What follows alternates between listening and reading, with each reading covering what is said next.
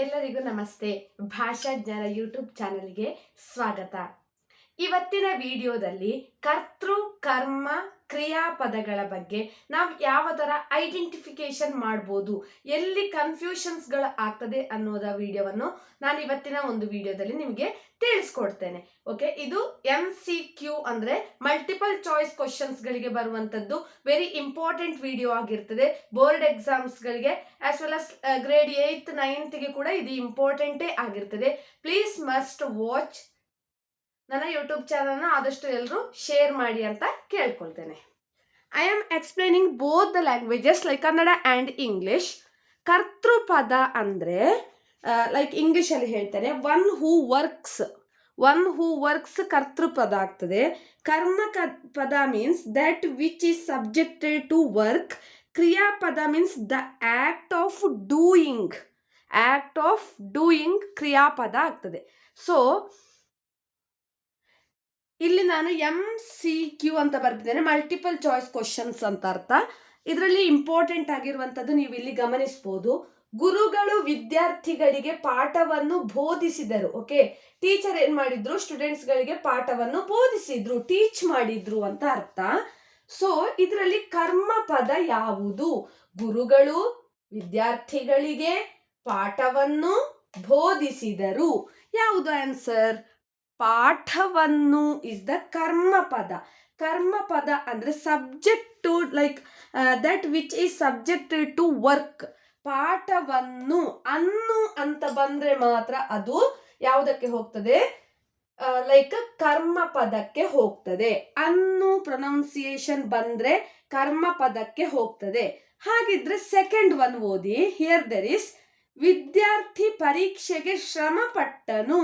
Here there is ಕರ್ಮ ಪದ ಯಾವುದು? ದೇರ್ ಇಸ್ ನೋ ಕರ್ಮ ಪದ. ವಿದ್ಯಾರ್ಥಿ ಕರ್ಮ ಪದ ಆಗುದಿಲ್ಲ. ಪರೀಕ್ಷೆಗೆ, ಇಲ್ಲಿ ಎಕ್ಸಾಮಿಗೆ ಗೆ ಬಂದ್ರೆ ಕರ್ಮ ಪದಕ್ಕೆ ಹೋಗುದಿಲ್ಲ. ಅದು ಶ್ರಮ ಪಟ್ಟನು. ಶ್ರಮ ಅಂದ್ರೆ ವರ್ಕ್ ಹಾರ್ಡ್. ಶ್ರಮ ಪಟ್ಟನು ಯಾವುದು ಇಲ್ಲ. ಕರ್ಮ ಪದ subjected like that which is subjected to work ಇಲ್ಲಿ ಇಲ್ಲ. ಪರೀಕ್ಷೆಗೆ ಅಂತ ಕೊಟ್ಟಿದ್ದಾರೆ. ಸೊ ದೇರ್ ಇಸ್ ನೋ ಕರ್ಮ ಪದ. ಸಿ ಹಿಯರ್ ಗುರುಗಳು ವಿದ್ಯಾರ್ಥಿಗಳಿಗೆ ಪಾಠವನ್ನು ಬೋಧಿಸಿದರು. ಅನ್ನು ಅಂತ ಬಂದ ತಕ್ಷಣ ಅದು ಕರ್ಮ ಪದ.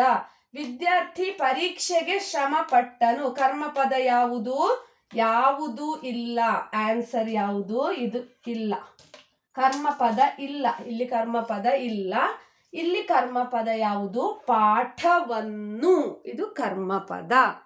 ಕ್ಲಿಯರ್ ಆಗಿ ಅರ್ಥ ಆಯ್ತು ಅಂತ ಅನ್ಕೊಳ್ತೇನೆ. Yes, next third one. ಇಲ್ಲಿ ನೋಡಿ, ಥರ್ಡ್ ಒನ್.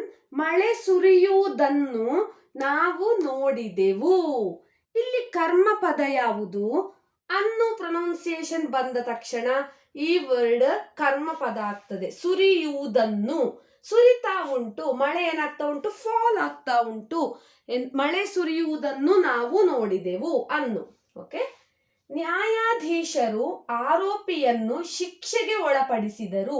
ಯಾರು ಆರೋಪಿಯನ್ನು ಶಿಕ್ಷೆಗೆ ಒಳಪಡಿಸ್ತಾರೆ? ಯಾರು ಜಡ್ಜ್ ಮಾಡ್ತಾರೆ? ನ್ಯಾಯಾಧೀಶರು. ಕರ್ತೃಪದ ಯಾವುದು ಅಂತ ಕೇಳಿದ್ದಾರೆ ಇಲ್ಲಿ. ಸೊ ಆಪ್ಷನ್ ಎ ನ್ಯಾಯಾಧೀಶರು. ಉತ್ತರ ಯಾವುದು? ನ್ಯಾಯಾಧೀಶರು ಉತ್ತರ. ಯಾಕೆ? Because one who works.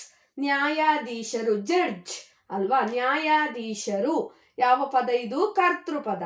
ಅನ್ನು ಬಂದ್ರೆ ಇಲ್ಲಿ ಕರ್ತೃ ಇನ್ಸ್ಟೆಡ್ ಆಫ್ ಕರ್ತೃ ದೇರ್ ಆರ್ ಆಸ್ಕಿಂಗ್ ಸಮ್ ಕರ್ಮ ಪದ ಯಾವುದು ಅಂತ ಕೇಳಿದ್ರೆ ನೀವು ಆರೋಪಿಯನ್ನು ಕರ್ಮ ಪದ. ಓಕೆ, ಕ್ರಿಯಾಪದದ ಬಗ್ಗೆ ನಾನು ನೆಕ್ಸ್ಟ್ ಒಂದು ಉದಾಹರಣೆ ಕೊಟ್ಟು ಹೇಳ್ತೇನೆ ಯಾವುದು ಕ್ರಿಯಾಪದ ಅಂತ. ಸೊ ಕರ್ತೃಪದ ಮತ್ತು ಕರ್ಮಪದ ಈ 4 ಎಕ್ಸಾಂಪಲ್ಸ್ಗಳಲ್ಲಿ ನಾನು ಹೇಳಿದ್ದೇನೆ, ಮಲ್ಟಿಪಲ್ ಚಾಯ್ಸ್ ಅಲ್ಲಿ ಹೇಳಿದ್ದೇನೆ. ನೆಕ್ಸ್ಟ್ ಒನ್ ಈಸ್ ದ ಕ್ರಿಯಾಪದ. ಕ್ರಿಯಾಪದ means like the act of doing. ಓಡುತ್ತಾನೆ, ಮಾಡುತ್ತಾನೆ, ಜಯಗಳಿಸುತ್ತಾನೆ, ಹೋಗುತ್ತಾನೆ, ಬರುತ್ತಾನೆ, ಇದೆಲ್ಲ act of doing something. So this is called ಕ್ರಿಯಾಪದ. ಸೊ ಅವನು ಸ್ಪರ್ಧೆಯಲ್ಲಿ ಜಯಗಳಿಸಿದನು. ಕ್ರಿಯಾಪದ ಯಾವುದು? ಅವನು ಸ್ಪರ್ಧೆಯಲ್ಲಿ ಜಯಗಳಿಸಿದನು. ಆನ್ಸರ್ ಈಸ್ ಜಯ ಗಳಿಸಿದನು. ಯಾಕೆ? ವಿನ್ ಆದ ಅಂತ ಇರುವ ಕಾರಣ, ಆಕ್ಟ್ ಆಫ್ ಡೂಯಿಂಗ್ ಇರುವ ಕಾರಣ ಅದು ಕ್ರಿಯಾಪದಕ್ಕೆ ಹೋಗ್ತದೆ. ಎಸ್, ಇಲ್ಲಿ ಕನ್ಫ್ಯೂಷನ್ಸ್ ಇಲ್ಲ ಅಂತ ಅನ್ಕೊಳ್ತೇನೆ ನಾನು. ಕರ್ತೃಪದ ಅಂದ್ರೆ ಒನ್ ಹೂ ವರ್ಕ್ಸ್, ಕರ್ಮಪದ ಅಂದ್ರೆ that which is subjected to work, ಕ್ರಿಯಾಪದ ಅಂದ್ರೆ ದ ಆಕ್ಟ್ ಆಫ್ ಡೂಯಿಂಗ್. ಇದು ಬೋರ್ಡ್ ಎಕ್ಸಾಮ್ಸ್ಗಳಿಗೆಲ್ಲ ಈಸಿಯಾಗಿ ನಿಮಗೆ ಮಾರ್ಕ್ಸ್ಗಳನ್ನು ಸ್ಕೋರ್ ಮಾಡುವಂತಹ ಒಂದು ವಿಡಿಯೋ ಆಗಿರ್ತದೆ. ನೀವೆಲ್ಲ ಆದಷ್ಟು ಶೇರ್ ಮಾಡಿ ನಿಮ್ಮ ಫ್ರೆಂಡ್ಸ್ಗಳಿಗೆ, ಸಬ್ಸ್ಕ್ರೈಬ್ ಮಾಡಿ ಮತ್ತು ಲೈಕ್ ಮಾಡಿ, ಕಮೆಂಟ್ ಮಾಡಿ ಮತ್ತು ಪಕ್ಕದಲ್ಲಿರುವ ಬೆಲ್ ಐಕನ್ ಅನ್ನು ಹೆಚ್ಚಿನ ನೋಟಿಫಿಕೇಶನ್ಗಾಗಿ ಕ್ಲಿಕ್ ಮಾಡಿ. ಅದರ್ ಗ್ರಾಮರ್ ಪಾರ್ಟ್ಗಳಿಗೆ ಬೇಕಾದರೆ ನನ್ನ ಪ್ಲೇ ಲಿಸ್ಟ್ ಅನ್ನು ನೀವು ಚೆಕ್ ಮಾಡ್ಕೊಳ್ಬೋದು. Please don't forget to click the playlist. Please don't forget to click the bell icon. Thank you for watching.